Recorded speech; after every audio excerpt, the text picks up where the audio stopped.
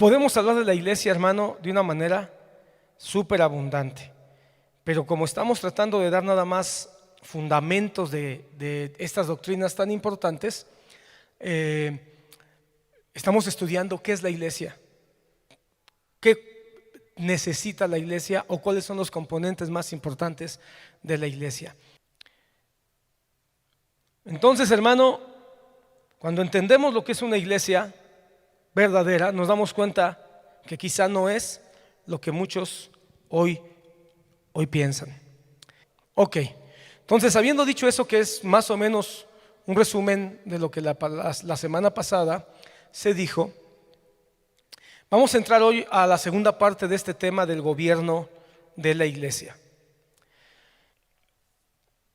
Lo primero que tenemos que hablar hoy es acerca de la calificación para ser parte de un gobierno de la iglesia. ¿Cuáles son las calificaciones que se deben de tener para ser un ministro de la iglesia?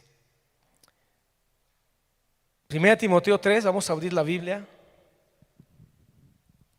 1 Timoteo 3. Es un pasaje muy conocido, hermano. Primera a Timoteo, capítulo 3. Dice, palabra fiel es esta: si alguien aspira al cargo de obispo, buena obra desea hacer. Yo quiero que notes, aquí es importante. Si alguno aspira al cargo de obispo, ¿qué es un cargo? Un cargo es un título, pero es mucho más que eso. Un cargo es una delegación. Un cargo es una posición. ¿Estamos de acuerdo? Entonces, si alguno aspira a este cargo, que ya explicamos, es el gobierno. Un obispo es lo mismo que un anciano. Aquí tú puedes ponerle la palabra anciano y va a ser correcto, hermano. Si alguno aspira al cargo de obispo, buena obra desea hacer. Es un deseo.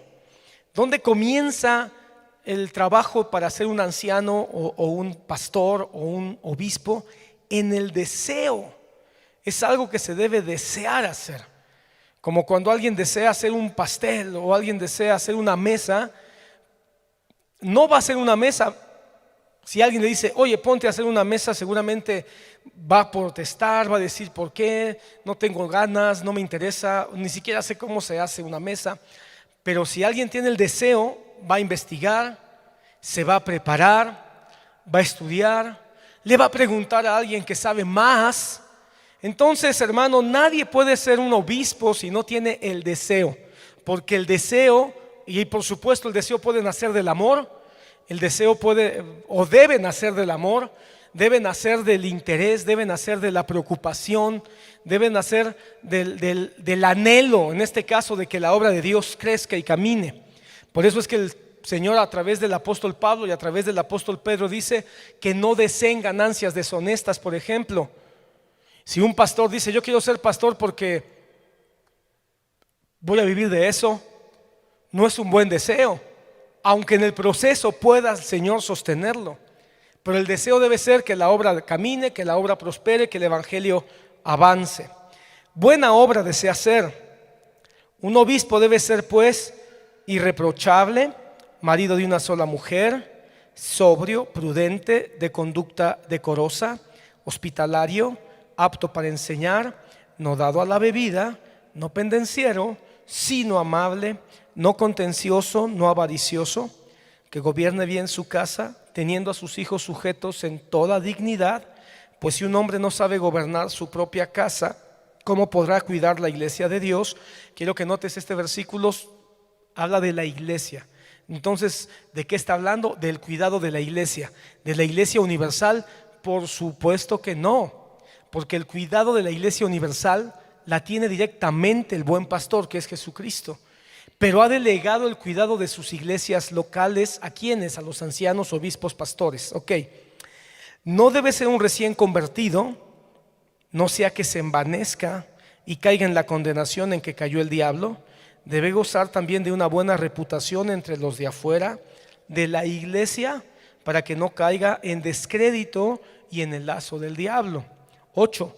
De la misma manera también los diáconos. Yo quiero que notes cómo aquí están obispos y diáconos, son aquellos que están encargados de la iglesia local, obispos y diáconos, pero hay una distinción, porque el obispo va a tener un llamado, o va a tener un propósito de mayor liderazgo y responsabilidad delante de Dios como líder, como gobernante de la iglesia, mientras que el diácono, su responsabilidad va a ser estar impulsando, estar dirigiendo o estar organizando ese gobierno que los ancianos u obispos están realizando. Deben ser dignos los diáconos de una sola palabra, no dados al mucho vino, ni amantes de ganancias deshonestas, sino guardando el misterio de la fe con limpia conciencia, que también sean sometidos a prueba primero, y si son irreprensibles, que entonces sirvan como diáconos. De igual manera las mujeres deben ser dignas, no calumniadoras, sino sobras, fieles en todo. La semana pasada ya hablamos un poquito, hermano, acerca de este versículo donde habla de las mujeres como diáconas o diaconisas. Y establecimos, hermano, que aunque puede haber varias interpretaciones, por lo que dice el apóstol Pablo en el último capítulo de Romanos, podemos nosotros inferir que se trata de un cargo de apoyo a la iglesia, organizando o dirigiendo, diferente a las ancianas que habla el apóstol Pablo, que son ancianas de edad, no gobernantes, que ellas como ancianas de experiencia pueden ayudar a las más jóvenes. Estas diaconisas tienen funciones, tienen encargos para poder dirigir o apoyar el trabajo que hacen los ancianos. De igual manera, las mujeres deben ser dignas, no calumniadoras, sino sobrias, fieles en todo. Que los diáconos sean maridos de una sola mujer y que gobiernen bien a sus hijos y sus propias casas, pues los que han servido bien como diáconos obtienen para sí posición honrosa y de gran confianza en la fe que es en Cristo Jesús. No me voy a detener en este pasaje porque es un pasaje de estudio que nos llevaría mucho tiempo. Solamente lo que voy a decir es que tanto ancianos como diáconos hay un énfasis en su carácter más que en sus habilidades humanas. Hay un énfasis más en su carácter y en su relación con Dios, en su madurez y en su vida piadosa, más que en su perfil de habilidades. Alguien podría decir, bueno, un anciano, pues que sea una persona que sepa, no sé, a lo mejor de administración, o a lo mejor que haya estudiado teología, o a lo mejor que sea un experto en no sé, en Antiguo Testamento. Y aunque esas no son cosas que no puedan servir, no sé si te diste cuenta que no hay ni un solo punto de estas características donde diga que tengan dones de poder o que hablen lenguas. No aparece. O que se sepan por lo menos un libro de memoria de la Biblia. No, tampoco dice. O que hayan tomado cursos de, no sé, de hermenéutica y de homilética. Sorprendentemente no dice eso. No estoy diciendo que no sea bueno, por supuesto que eso va a ayudar, pero la esencia que le preocupa a Pablo es su carácter, su relación con Dios. Que sean hombres y mujeres, en el caso de las diaconisas, que muestren amor por Dios, que muestren amor por las personas, por las ovejas, que muestren amor por su familia. Como que Pablo dice, es que si una persona se preocupa por su esposa y sus hijos, pues entonces realmente le van a preocupar las demás personas. Si una persona se preocupa de tener un comportamiento correcto, entonces se va a preocupar porque las personas tengan una conducta correcta delante de Dios. Y van a buscar que las personas amen a Dios, porque ellos aman a Dios. Si son personas que aman al prójimo, se van a preocupar de que todo lo que se haga al final del día sea para la gloria de Dios y por amor al prójimo. Entonces el énfasis está en el carácter. Hermanos, ¿sabes tú cuántas iglesias han sido lastimadas y afectadas por buenos pastores y buenos ancianos? Buenos en el sentido de que predican bien, enseñan bien, comparten bien, organizan bien, pero no tienen carácter y terminan afectando iglesias por comportamientos donde dañan. Hay tres cosas aquí, hermano, que yo me atrevería, en base a lo que hemos estudiado antes, me atrevería a asegurar que hay tres áreas aquí que Pablo está enfatizando con toda esta lista, que nos tardaríamos mucho en analizarla. Tú lo puedes analizar en tu casa. Uno, son asuntos de poder. Ancianos, obispos y pastores que se enseñorean y piensan que ellos tienen el poder de las personas. Dos, problemas que tienen que ver con la moralidad sexual. ¿Por qué dirá que no sean adúlteros, que tengan una sola mujer? Está hablando de problemas de inmoralidad sexual. Y número tres, problemas, obviamente, problemas de inmoralidad sexual tiene que ver también el cuidado de los hijos y el cuidado de la esposa. Y número tres, asuntos de ambición personal o de dinero. En esos tres rubros yo me atrevería a asegurar que caen todas las demás características. Entonces, ¿qué se espera de un obispo, de un anciano, de un pastor o de un diácono? Que busque a Dios para que su carácter sea un carácter no perfecto, no impecable, pero sí que honre a Dios, a pesar de las debilidades que puedan tener. Alguien dirá, bueno, pero es que la primera característica dice que sea irreprochable. Muchos confunden irreprochable con perfecto. No son lo mismo. Una persona irreprochable tiene que ver con que aquello a lo que ha llamado a hacer, lo hace o lo desarrolla al máximo de sus capacidades. Pero llega un momento en que las capacidades ya no dan, hermano. Una persona irreprochable es aquel que hizo todo lo posible, pero llega un momento en que hay cosas que ya se salen de su capacidad, de su área de influencia, pero en todo lo que estuvo hasta su alcance, ahí fue irreprochable. No me quiero meter mucho porque no vamos a terminar, hermano, pero irreprochable no es que sea perfecto. El único perfecto, el único pastor perfecto es Jesús. El único anciano de días, porque así dice Apocalipsis, que es el anciano santo, santo, santo, es Jesucristo. Y el único al que la Biblia le llama obispo de nuestras almas es también Jesús. Mira qué interesante.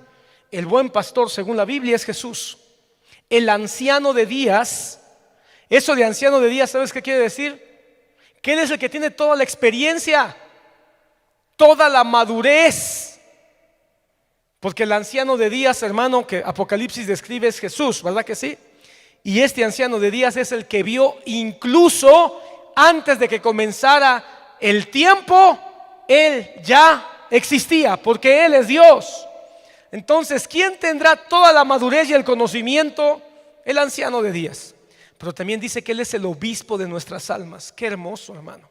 Él es el supervisor de nuestras almas. Él es el líder perfecto para nuestras almas. Entonces, aunque la iglesia local tiene pastores ancianos u obispos que son en términos prácticos lo mismo, no son perfectos. Amén. Ok.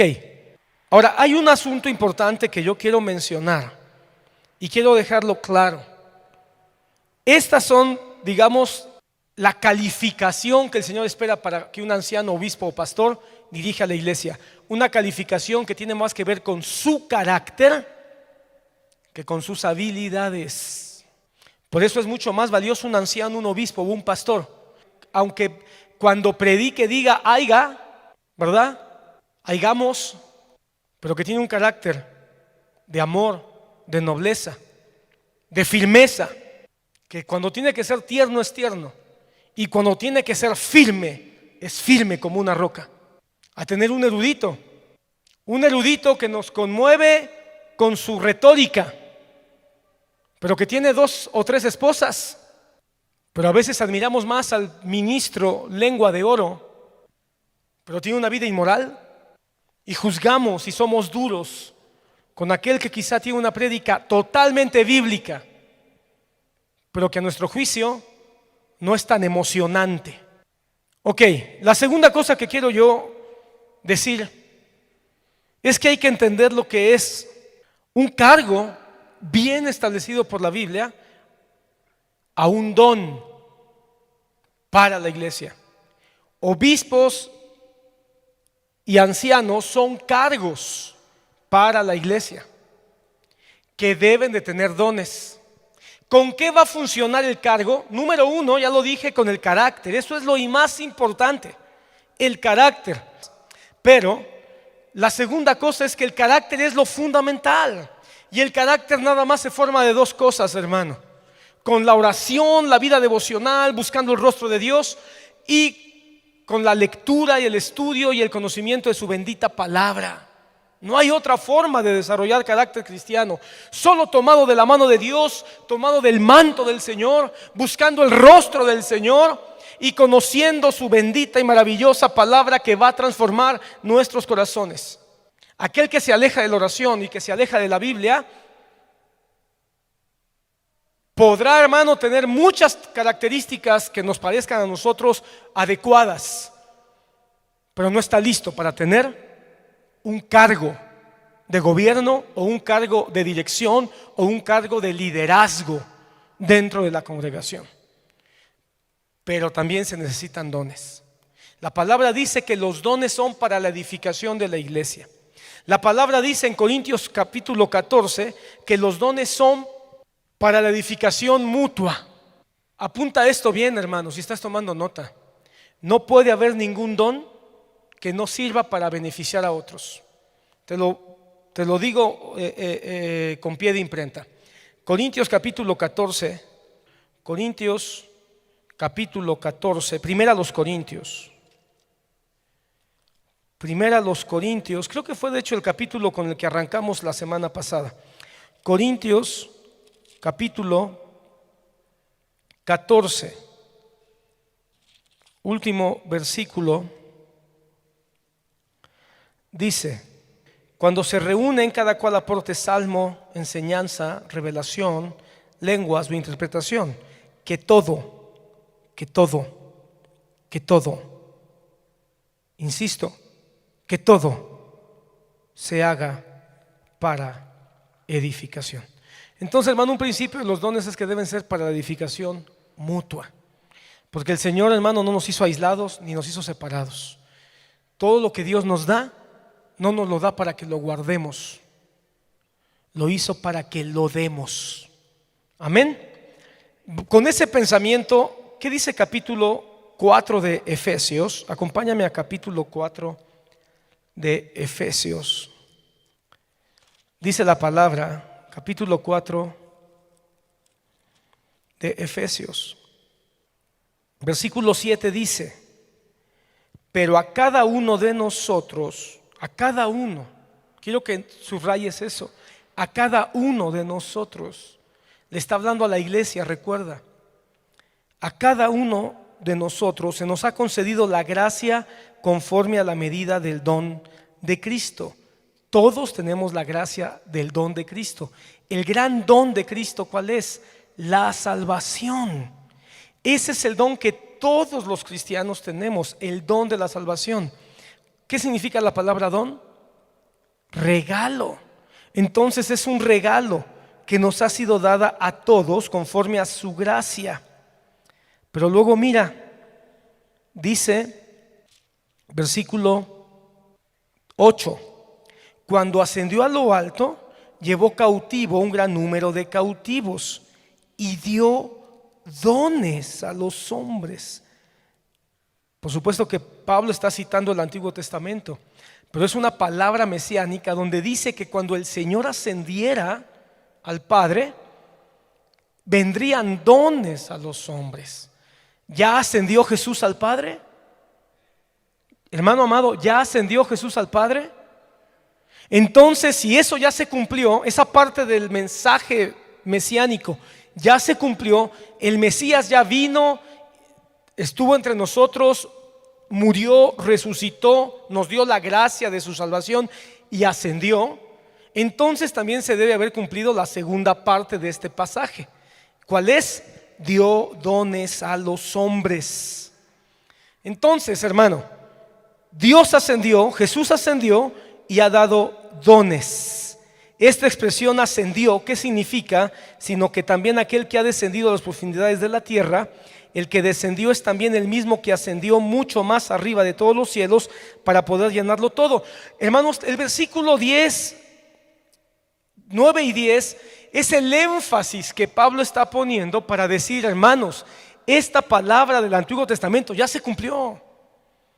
El Señor ya descendió, porque nadie puede ascender si primero no desciende.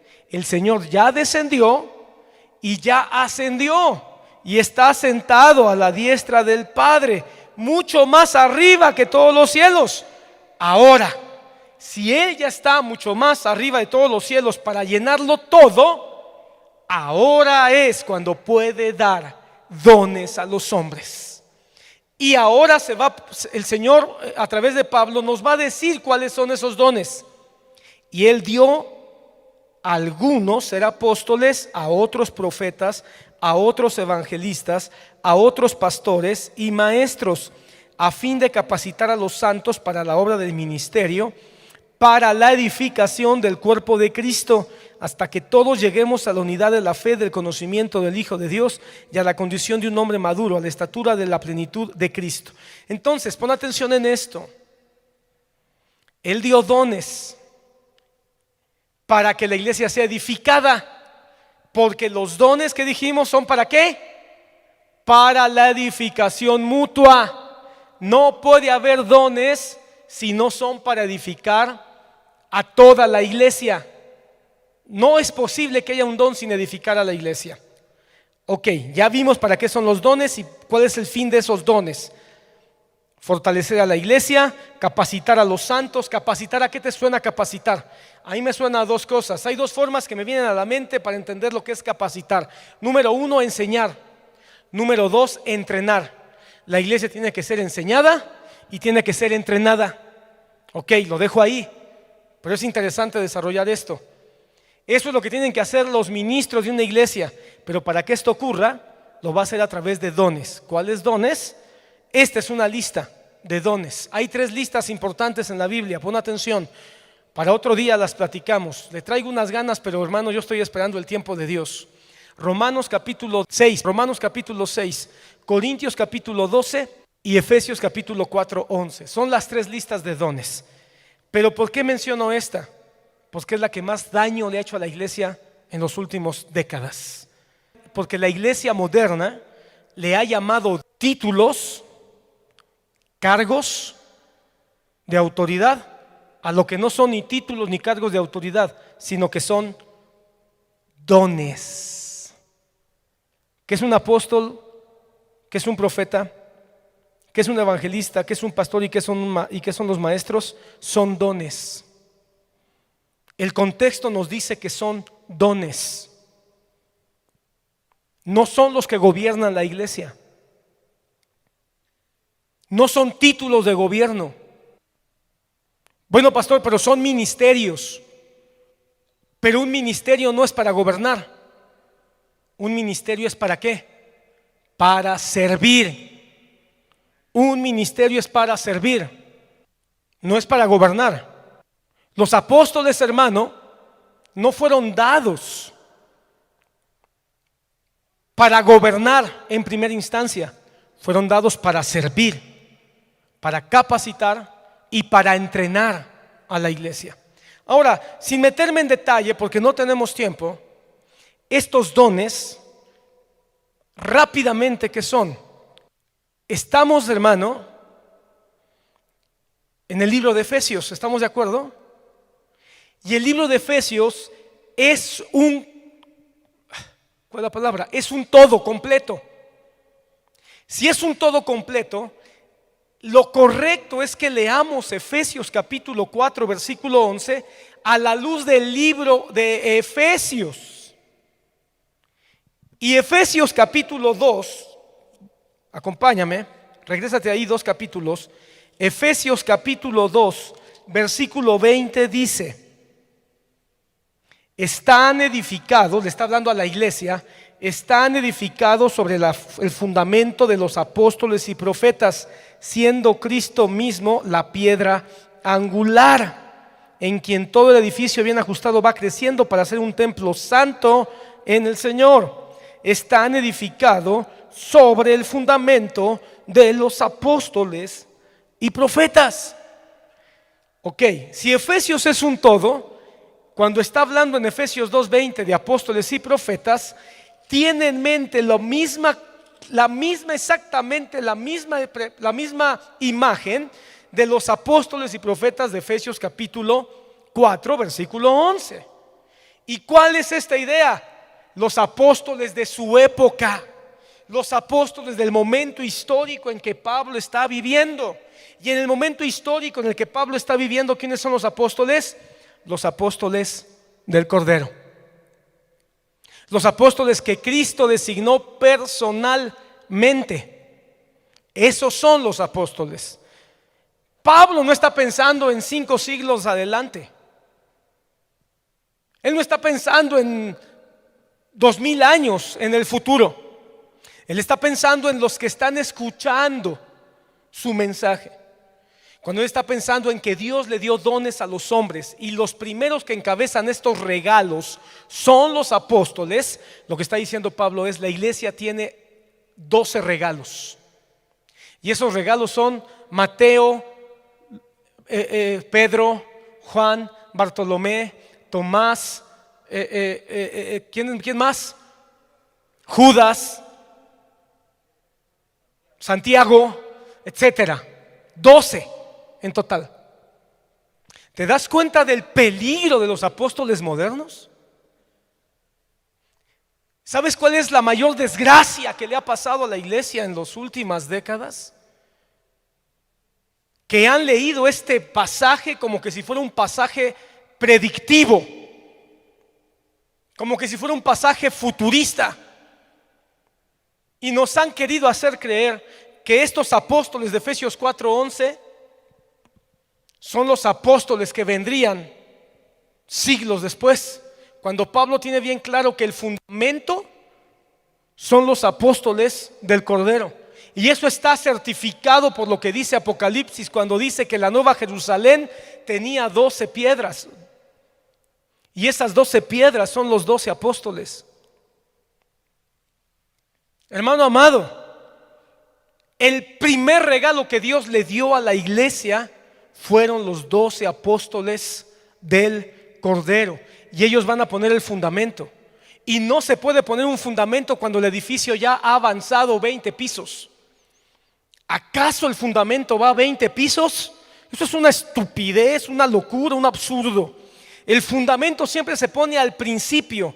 Y es cuando más trabajo hay. Es cuando cuesta más tiempo. Y cuando se requieren herramientas de mayor empuje, hermano. Porque del cimiento se va a construir el resto. Nosotros 20 siglos después, tienes que meterte en la mente bien claro esto.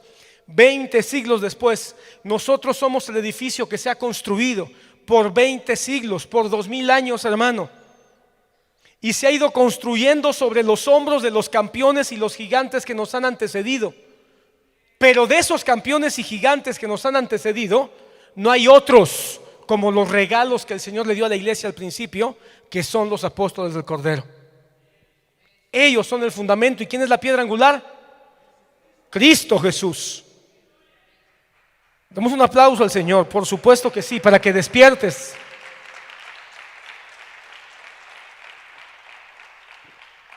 Entonces, ¿qué estoy tratando de decir con esto, hermano? Que ya no hay más apóstoles. Que ya no hay más apóstoles, hermano. Hay apóstoles de la iglesia. Ay, no me quiero meter en ese tema porque ya he hablado de eso, pero los apóstoles de la iglesia, hermano, son hermanos que la iglesia escoge para funciones o para ser enviados a predicar el evangelio, como un Bernabé o como quizá un Felipe o como quizá un Silas o un Timoteo. Pero ellos no son fundamento. Ellos no ponen fundamento, ni son cabeza. La cabeza es Cristo. Ni tampoco son gobierno, porque el gobierno son los obispos y los ancianos. Ahora, ¿qué son los profetas? Aquí yo tengo que decir algo. Los profetas, hermano, hay dos posibles interpretaciones, te las quiero compartir. La primera, hermano, es que Pablo esté pensando en lo mismo que pensó Jesucristo cuando le habló a los apóstoles ahí después de su resurrección. Que estos profetas sean los profetas del Antiguo Testamento que primera carta de Pedro nos dice, a ver, lo buscamos, primera de Pedro 1:11, 1:10, gracias hermanos. Primera de Pedro, ahora sí, 1:10. Acerca de esta salvación, los profetas que profetizaron de la gracia que vendría a ustedes, diligentemente inquirieron y averiguaron. Yo quiero que notes, hermano, dice que los profetas antiguos inquirieron y averiguaron. A veces pensamos nosotros, hermano, que los profetas, hermano, estaban allá en una cueva, metidos con los ojos en blanco, levantando las manos. Dice que inquirieron. ¿En dónde inquirieron? En las Escrituras. No pienses que estaban ahí con los ojos en blanco diciendo, háblame ángel, háblame espíritu. No, ellos inquirieron, ellos leían, estudiaban, investigaban. Y ahí es donde el Espíritu Santo les hablaba. Que nadie espere que el Espíritu Santo le habla si no lee su Biblia. Cuando alguien venga y te dijo, Dios me dijo, y el tal nunca ha abierto su Biblia, es un charlatán, un fraudulento. Deja de estar buscando a los que dicen Dios me dijo y Dios tiene una palabra para ti. Si no viene de la Biblia, no la quiero. Y si viene de la Biblia, ¿por qué no me dices dónde está? Inquirieron, procurando saber qué persona o tiempo indicaba el Espíritu de Cristo dentro de ellos, al predecir los sufrimientos de Cristo y las glorias que le seguirían. Entonces, hermano, la primera interpretación es que está hablando de estos profetas. ¿Por qué? Porque estos profetas pusieron fundamento sobre la gracia de Cristo, al igual que los apóstoles del Cordero. Estos profetas del Antiguo Testamento, según Pedro, pusieron fundamentos para que nosotros viéramos a Cristo, su gracia, su salvación, su perdón. Esta posibilidad es donde yo me inclino un poco más. Sin embargo, hermano, no descarto la otra interpretación que algunos estudiosos ponen, que quizá estos profetas se trataba de los ministros que ya estaban en el tiempo de los apóstoles, en la iglesia primitiva, en la iglesia del primer siglo, donde había ministros a los cuales se les llamaba profeta, pero no porque adivinaban el futuro, pero no porque hacían predicciones. Hermano, ¿sabes tú de las 12 libros de profetas? Sabes que en la Biblia hay 12 libros de profetas. De esos 12 libros a los que nosotros les llamamos profetas, ¿qué porcentaje es predictivo? Menos del 5%. ¿Escuchaste bien? Menos del 5% de lo que escribieron los profetas fue predictivo. ¿Qué significa eso? Que el 95% tiene que ver con exhortaciones, tiene que ver con enseñanzas, tiene que ver con reprensiones, tiene que ver con mensajes de esperanza. Bueno, de reprensión y de esperanza. Estamos tan obtusos en una teología, en una ideología, en un adoctrinamiento equivocado, que nos hacen pensar que el profeta es el que ve el futuro, el que tiene un éxtasis y adivina lo que pasa. No, hermano, un profeta es el que habla con autoridad la palabra de Dios. ¿Qué significa eso? Que los profetas eran mensajeros que estudiaban. Hermano, ¿acaso crees tú que los profetas del Antiguo Testamento que acabamos de leer en Pedro, dice que leyeron, que inquirieron, que investigaron? ¿Los profetas del Nuevo Testamento iba a ser diferente?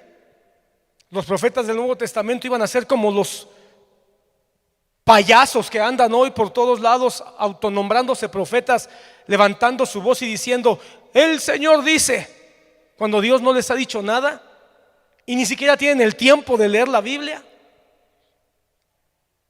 Los profetas del Nuevo Testamento debieron haber sido hombres que leían, que indagaban, que escudriñaban, que profundizaban, que se deleitaban en las Escrituras.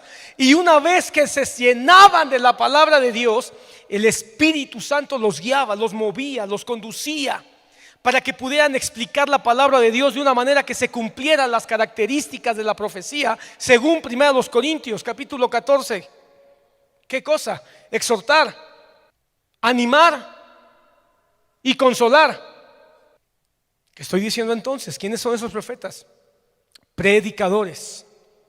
Predicadores, pon atención. Predicadores que usan la palabra del Señor de una manera guiada por el Espíritu Santo para tocar la conciencia, la mente, el corazón de la iglesia, y su corazón vuelva. Hermano, ¿alguien sabe cuántas predicciones hizo Elías? Ninguna. ¿Y acaso lo más grande de Elías fueron los señales y prodigios que él hizo? Hermano, cuando él hizo caer fuego del cielo, cuando aquella batalla con los profetas de Baal, hermano, al otro día el pueblo ya estaba adorando Baales otra vez. ¿Sabes cuál fue el mayor éxito de Elías? Que hacía temblar el corazón del pueblo de Israel cuando él predicaba. Hasta el rey temblaba cuando escuchaba el mensaje de Elías. Así que lo más poderoso que tiene un profeta, hermano, no es que tenga señales ni que haga predicciones. Lo más grande que tiene un profeta es que cuando hable la palabra de Dios, el corazón de las personas se conmueva y quiera volverse a Jesús. Por eso es que yo he dicho que para mí un profeta de tiempos modernos fue el hermano David Wilkerson. Escucharlo o leerlo hace que tu corazón tiemble y que tengas una necesidad de volver tu vida a Jesús. No esos profetitas baratos, escuelas de profetas que andan por ahí queriendo enseñar a las personas cómo decir así dice el Señor cuando no ha dicho nada, como dice Ezequiel. Entonces, estos que son regalos, pero quiero que notes, no están gobernando. Los apóstoles están poniendo fundamento. Los profetas están poniendo fundamento, pero ¿en base a qué? A la palabra de Dios, porque son predicadores. Pero no los de ahorita, hermano. Hoy ya no hay profetas que pongan fundamentos. Los profetas que pusieron fundamento, o bien fueron los profetas que escribieron los libros antiguos del Antiguo Testamento, o fueron predicadores que en el tiempo de los apóstoles mostraron el poder y la veracidad que tenía la palabra de Dios. Bueno, tengo que avanzar, ya me tardé mucho aquí. Pero bueno, los evangelistas, pues un evangelista es un regalo de Dios para que alguien, hermano, tenga un hambre, o una necesidad, o un amor por los perdidos. Un amor por los perdidos, y quiere que vengan, y llora por ellos, intercede por ellos, clama por ellos. A veces pensamos que un evangelista nada más es el que sale a las calles a predicar a Cristo. Eso está bien, pero hermano, o así tiene que ser. Pero ¿dónde comienza un evangelista? ¿Sabes dónde comienza un evangelista? Con sus rodillas dobladas, llorando por el que se está perdiendo. ¿Quién es el pastor? Aquel que quiere que las ovejas crezcan, que no se queden limitadas, que sean fortalecidas en su fe, enseñadas, apaciguadas. ¿Y quién es un maestro? Alguien que traza la palabra, alguien que explica los detalles de la palabra del Señor para que las personas puedan sorprenderse con las maravillas. Los apologistas de todos los tiempos, hermano, han sido maestros, pero ¿acaso ellos son gobernantes? Yo llegué a escuchar decir que los apóstoles y los pastores eran ministerios ejecutivos que gobernaban la iglesia. ¿Dónde rayos está eso en la Biblia? ¿Dónde está? Ejecutivo. ¿De dónde se agarraron esa palabra? Que el apóstol y el pastor gobiernan la iglesia, pero el profeta, el evangelista y el maestro nada más lo apoyan. ¿De dónde se sacaron eso? A ver, entremos al tema. Si el gobierno de la iglesia son obispos, pastores y ancianos, o bueno, digámoslo de manera más exacta, son obispos y ancianos, entonces ¿cómo está la cosa ahí? ¿Dónde funcionan estos dones? Pon atención. Sean de iglesia universal o sean la iglesia local, la iglesia universal ya tuvo apóstoles. Fue un regalo que ha trascendido los tiempos. Nunca nadie más estará a la par de Pedro, Mateo, Juan, etcétera. Y Pablo como un abortivo, que dice la palabra, el último. Pablo mismo lo dice, y yo como el último. Ok. Esos regalos son un regalo a la iglesia universal. Pero dentro de ese regalo de la iglesia universal hay una extensión que se puede dar en las iglesias locales y que de ahí pudieran impactar a la iglesia universal. Lo explico. Si el anciano y el obispo, que son lo mismo, son el gobierno de una iglesia local, en un gobierno de diáconos podrá haber alguien que tenga un don de pastor. Yo lo creo que sí. Podrá haber un anciano o un obispo que tenga el don de evangelista. Yo lo creo que sí. Podrá haber uno que tenga el don como predicador. Yo lo creo que sí. Podrá haber uno que tenga el don, ¿cuál me faltó? De maestro. Yo lo creo que sí. Ahora, ¿podrá haber uno que tenga un don de apóstol? Como un apóstol para la iglesia universal, jamás. Pero quizá puede haber un anciano que tenga un don como para ser enviado por la propia iglesia, como un enviado a levantar una obra, en otras palabras, un misionero. Yo lo creo que sí. Ahora, podrá haber en la iglesia algunos otros ministros que quizá no sean ancianos o que quizá no sean obispos, pero que bajo la autoridad y el gobierno de los ancianos y obispos puedan tener un don como maestro. Yo lo creo que sí. Podrá haber alguien en la iglesia que bajo la supervisión de los obispos que gobiernan pueda tener un don como predicador. Yo lo creo que sí. Para mí esto es más bíblico que andar diciendo que hay apóstoles modernos comparados con los apóstoles del Cordero, o incluso algunos por ahí que dicen que son más que Pablo. No, esos son dones. Así que nunca más tengas miedo ni te impresione alguien que te diga: es que yo soy apóstol. Mucho gusto, señor fraudulento, charlatán. Yo soy profeta y te voy a decir lo que Dios dice. No le tengas miedo, hermano. Un profeta se conoce cuando habla y cuando esa palabra honra a Cristo. honra la bendita palabra y te lleva a adorar a Dios y no al hombre. Y aún el pastor, hermano, el pastor es un don. A la luz de esto podemos decir que dentro de los ancianos Dios puede darle el don de pastor a uno o a varios. En términos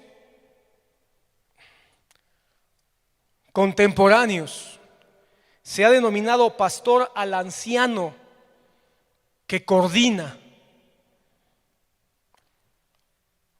al presbiterio de una iglesia local. Respetemos eso. Sin embargo, hermano, no es todo lo que un pastor significa. Un pastor no es nada más el que coordina el grupo de ancianos. Puede ser una designación por tradición histórica. Así lo digo, por tradición histórica, al anciano que coordina, que dirige, que quizá al obispo que supervisa el trabajo de todo el presbiterio, se le llama pastor.